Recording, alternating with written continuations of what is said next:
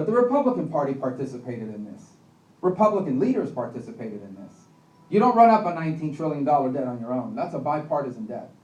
You don't go 30 years without solving any major issues without bipartisan cooperation and not solving those issues.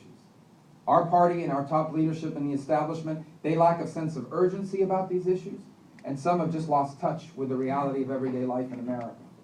And that's why our party must turn the page and elect new leaders with new ideas. These challenges we face are real, and we need to be sober about them. But what I want to talk to you about is our opportunities. Because as tough as things are today, there is no reason why if we do what we need to do, if we are willing to do what needs to be done, not only can we turn this country around, but our children have a chance to be even freer and more prosperous than we were. And our nation has a chance to be greater than it's ever been. That's within our reach.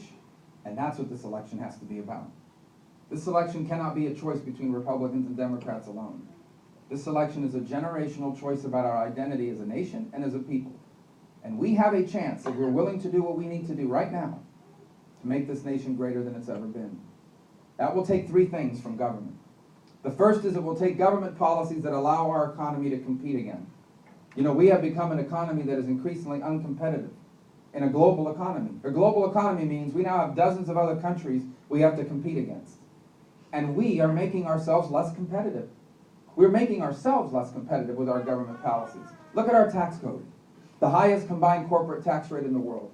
That's why every day brings news of yet another American company that's either bought an overseas company and moving, or has been bought by an overseas company and moving. We just saw that this week. A pharmaceutical company is being bought by a foreign company and they're leaving. And why are they doing that? It's not because America isn't a great country. It's because we have a tax code that's one of the most expensive in the world. We are inviting people to leave.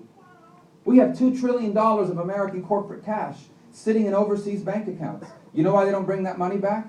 Because we're the only major industrial country that makes you pay taxes on that money twice.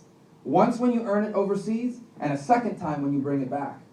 $2 trillion, you know what that is? That is the size of the entire Russian economy.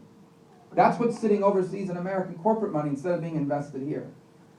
We have a tax code that really hurts small business, because if you invest $1 in your business, you have to write that dollar off over a long number of years. You may not even be around in a long number of years to write it off. Instead of having a tax code that allows you to immediately and fully deduct that amount of money out of your investment. So one of the first things we have to do to be globally competitive is we need tax reform. And I've offered a plan that fixes all of these things. We need regulatory reform. Regulations are a cost of doing business. If you're in business, you know that. Federal regulations are completely out of control. We have the EPA, which I call the Employment Prevention Agency, that wants to regulate water puddles. They're regulating power plants in a way that will raise the cost of utilities. That means